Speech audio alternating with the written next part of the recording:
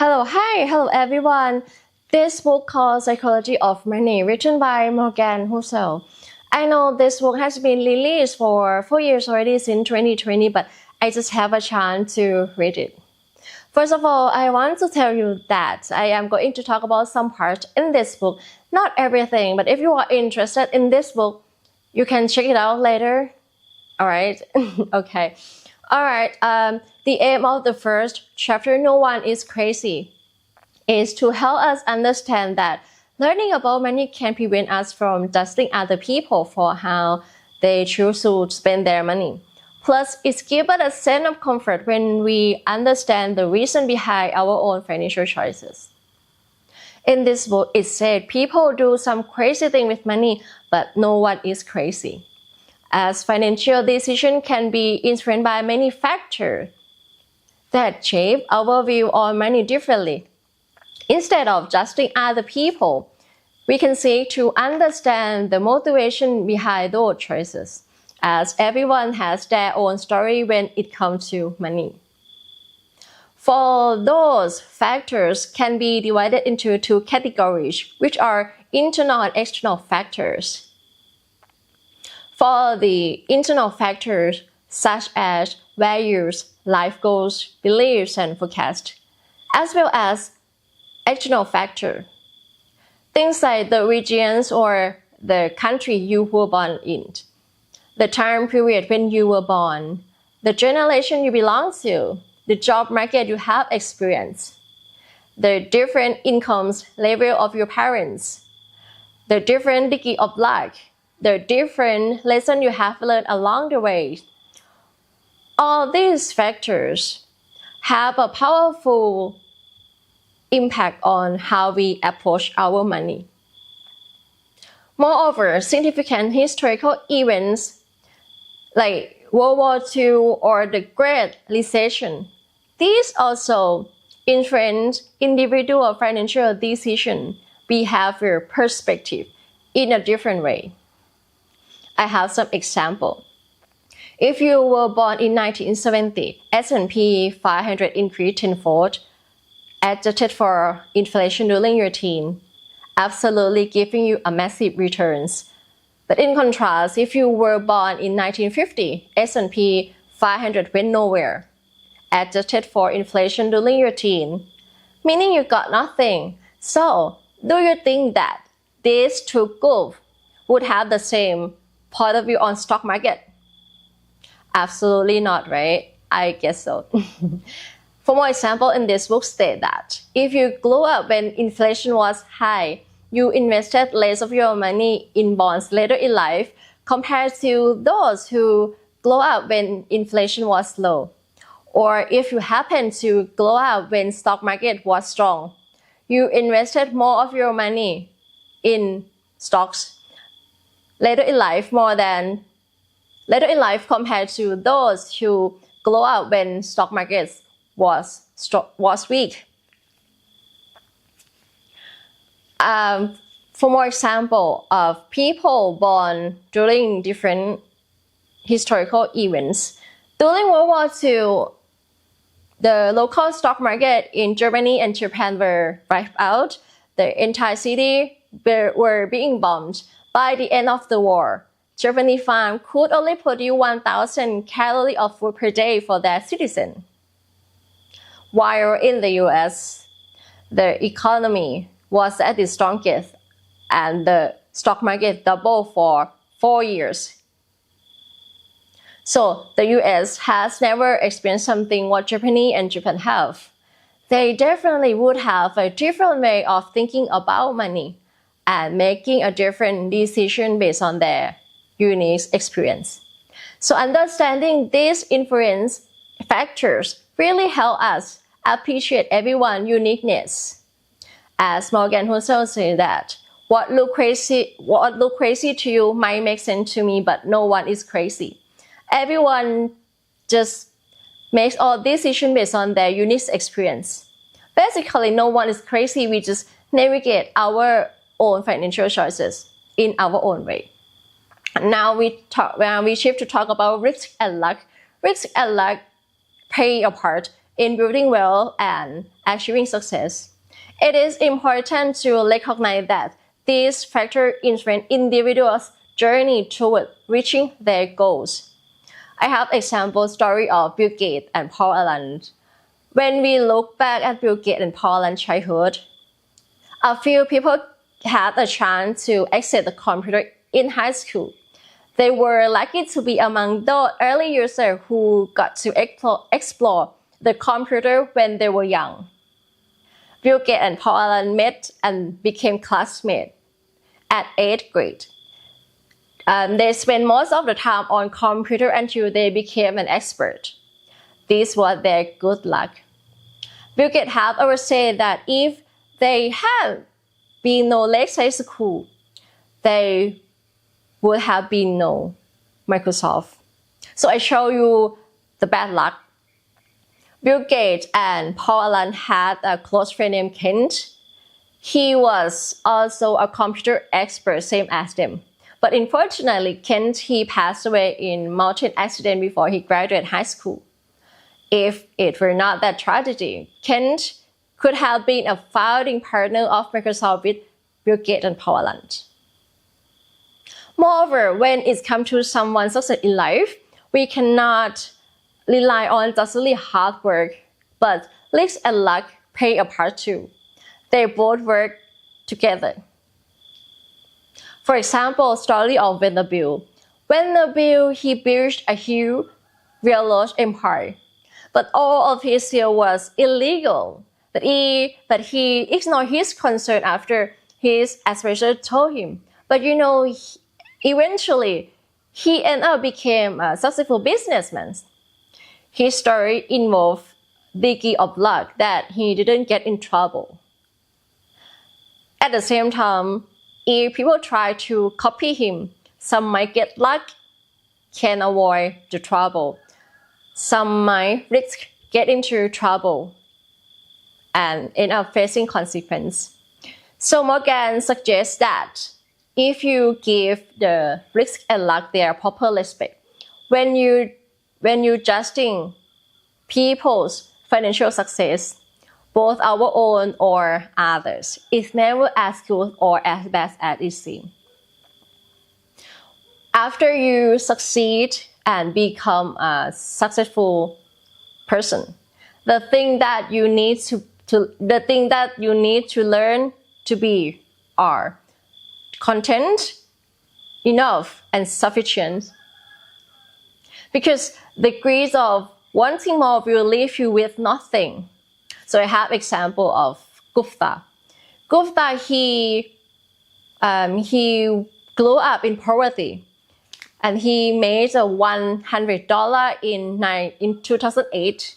But he was not enough. He wanted more. He wanted to be a billionaire so bad.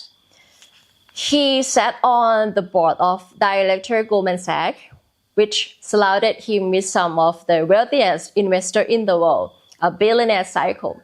So he wanted to be involved in that cycle, a billionaire cycle. One day, Goldman Sachs was in the financial crisis.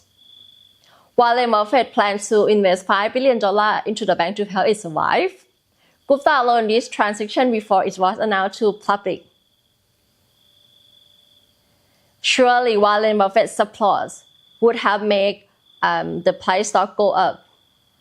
Then Gupta, he shared this secret to hedge fund manager Rajaratnam. So Rajaratnam, he bought 175 shares of Goldman Sachs. And And then Rajaratnam and Gupta made a quick profit, $1 million.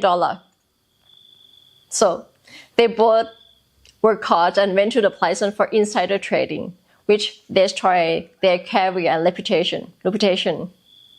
So if the Gupta had known the word enough, he wouldn't end up into the prison, because his greed pushed him to do anything, even breaking the law. And finally, he lost it all and had to live the life in jail. This book shares the key to Warren Buffett's success. That is the importance of time. Warren Buffett started investing since he was 10 years old. And right now, he's 94 years old. He got an incredible 84 years of experience. So this long-term strategy really highlight the power of compounding. So I want you to see something between Jim Simon and Warren Buffett. Jim Simon, Warren Buffett, he got annual return about 22%. And Jim Simon, he got 66%. So mean Jim Simon has a higher annual return than Warren Buffett. But Warren Buffett is the wealthiest investor. So just imagine if Jim Simon had started investing since 10 years old like Buffett, how much he could have earned. It is enormous, right? It's fascinating to think about it. But just because Jim Simon did not find his investments right until he was 50. If you really tap into the power of compounding over the years and realize that time is everything, you can build an amazing wealth. It is true that compounding can build our wealth, but staying wealthy is very important. Getting wealthy and staying wealthy are two different skills. Getting wealthy is about making money, but staying wealthy is about keeping it. So like today you're rich, later you broke. Staying wealthy is very important.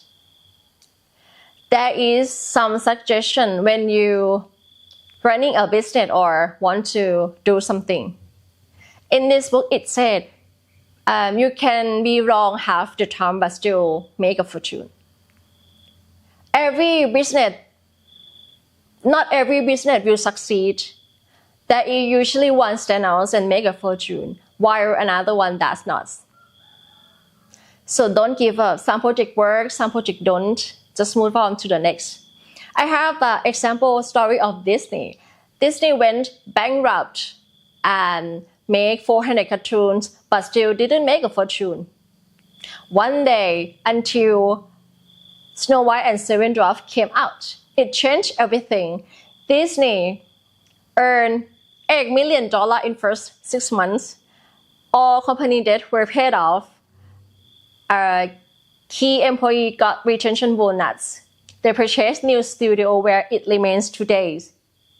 Disney has become well known until this day. So, see, don't give up. Some project work, some project don't. Just move on to the next. When you are wealthy and staying wealthy, and you know you can achieve financial independence, and you know what the highest dividend money pays. It is freedom. Freedom in control. Control over your time. Control over everything. Control over what you want, when you want to, with people you want to. I have example to show you that staying wealthy can help you control things in your life. First one, you can take a few days off when you are sick without worrying your finance. You can wait for a good job to come along after you're being laid off, instead of rushing to get the first one you find. You have 6-month emergency saving. You don't have to afraid of your boss because you have enough saving net. So you can take some time off to find a new job. You can handle medical emergency without stressing out how to pay for it. And the last one, you can retire when you want, but not just when you have to. In this book suggests that you need to save money. Save money is very important. Ask yourself what you want, what you really want. Then lower your expenses. Cut unnecessary things. It's not always necessary to have a high income to save money. It's just lifestyles. Some people earn less but can save money more than with those higher income, because they have lower their expenses. Some people are willing to work harder to increase their income.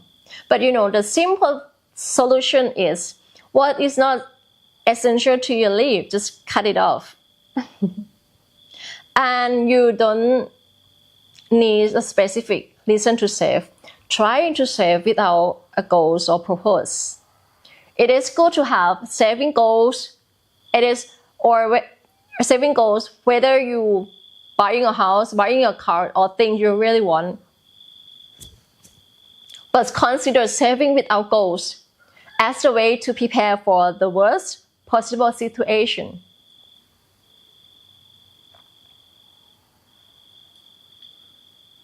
When you have enough saving and enough money, want to invest, this book also has some suggestions. First one, avoid using historical information to forecast future. Second, history can provide us with misleading or inaccurate information. Avoid using historical information to forecast future because history often presents us with surprising events that we might find it hard to imagine what future events could look like, since they haven't happened before. This can cause us to miss opportunity to notice the different events as we concentrate just only one thing, which might have a big impact. I have example in Japan, Fukushima nuclear reactor failed in 2011 when tsunami hit. It was designed for handle the worst earthquake, which frequently occur in Fukushima. The builder didn't expect something stronger, that was tsunami. They didn't prepare for that. They didn't consider that the worst could happen unexpectedly. So the tsunami was a surprising event that had never happened before. We didn't consider it would happen unexpectedly. And history can provide us with misleading or inaccurate information. Because data from previous time or historical information do not account for structure change and factory refresh nowadays. They cannot be used interchangeably. I have example of story of Benjamin Graham. Benjamin Graham, he was considered one of the greatest investor. He wrote a book called Intelligent Investor. His book provided typical tips and formulas to help investors make smart choice. He often updated his method to stay current, with each of his editions featuring new formulas and showing the old one were adapted. He died in 1976. His book was updated 5 times, from 1934 to 1972.